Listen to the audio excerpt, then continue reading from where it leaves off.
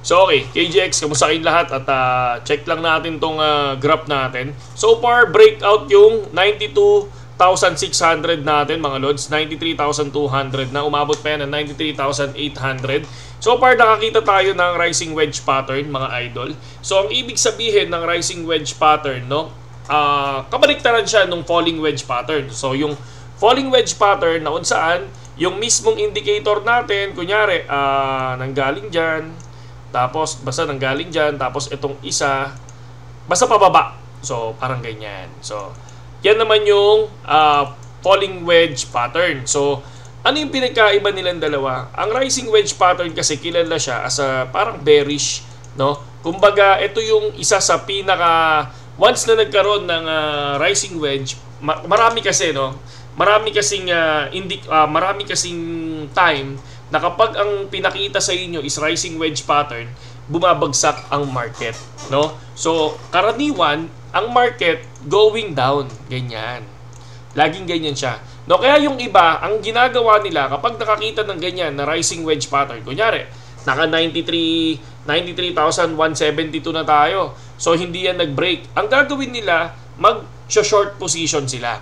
Kaya lang, kapag nag-short position sila, no, naglalagay sila ng entry dyan na kunyari 15% cut loss para if ever na lumipad yung market, ang gagawin nila kahit paano magka-cut loss na sila. Ngayon, ang mangyayari kapag naman bumagsak at pumalo dito sa area na to, no, nakuha niyo yung support, possible kasi mag-drop yung market. No, karaniwan sa nangyayaring ganyan, no, kapag merong rising wedge pattern, tingnan nyo market cap kung ganun pa rin.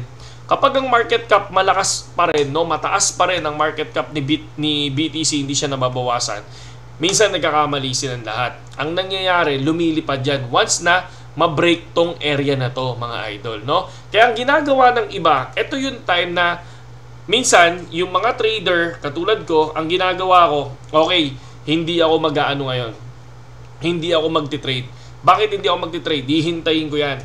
Kung anong kalabasan yan. Pwedeng mag-drop yan, doon ako bibili ng spot.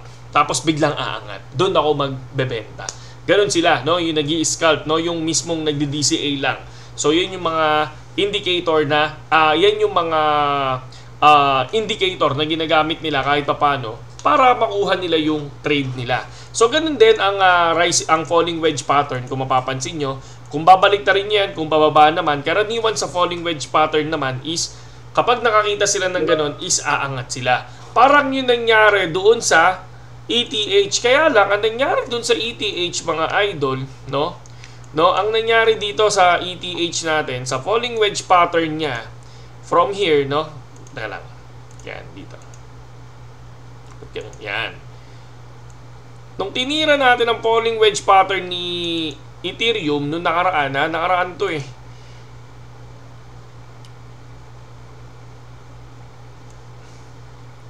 Yung area na yan, sabi natin, okay, papasok ako dito. So, nung pumasok ako mga idol, lumipad nga naman siya. Kaya napuwit na yun, talagang nag-drop eh. Talagang ayaw talagang umangat ni Ethereum, mga idol, no?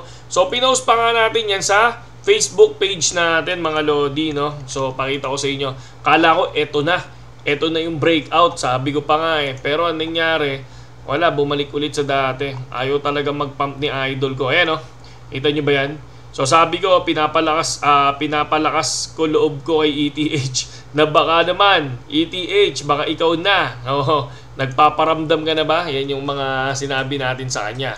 So yun lang yun yung ating nakikita dito. Possible, hinihintay yan ng ibang trader. So minsan yung iba, naka-short na, tapos syempre may cut loss lang sila. Kasi karaniwan sa rising wedge is bumabagsak sila. Kumbaga parang ito yung indicator na magkakaroon ng bearish si Bitcoin, mga idol, no? Tingnan natin kung ano mangyayari sa kanya, kung lilipad ba siya kumbaga noong nakaraang gabi is lumipad siya ng parang nasa 93 something na ilang ba nilipad? 93.8, mga idol, no? 93.8, pero kung titingnan nyo, rejected na naman dito sa area na to, rejected na naman sa area na yan. So possible, 3 rejection na nangyari, pero nandiyan pa rin siya, no? So, tinitingnan nila ano ba yung pwedeng mangyari dito. Babaksak yan.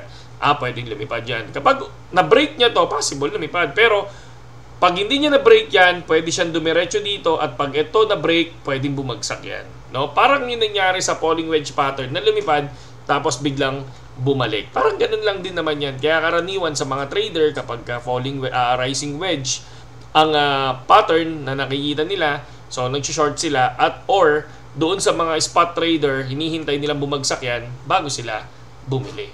Okay? So yun lang naman kay GX sa mga wala pang BitGet dyan mga idol, no? Andiyan dyan lang yung, syempre, no, link natin sa description sa mga gustong sumabay sa atin sa BitGet.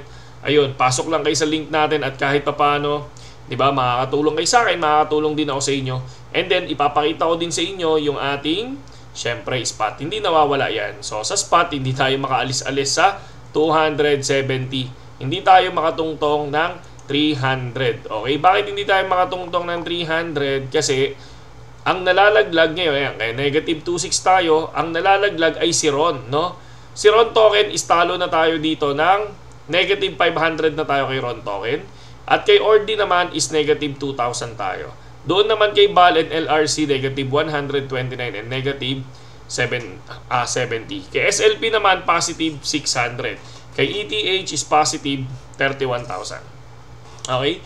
So, yun lang naman. Lagi ko naman pinapakita sa inyo yan kahit paano. Para at least hindi tayo, para nakikita nyo din yung mismong sinasabi natin, yung trade natin sa mid-bull run project. Para at least alam nyo kung kikita pa ba tayo kapag mid-bull run o hindi na. Diba? Yun lang yun. Yun lang naman yan mga lodi. Diba? So, ayan. Nag-270 na. So, kanina 274. Ngayon, nag-270. So, kung titingnan nyo, bilis bumagsak. Diba? Ang bumababa kasi is si RON token, no? RON token tsaka si ORDI. Ayan, kay ORDI, ano?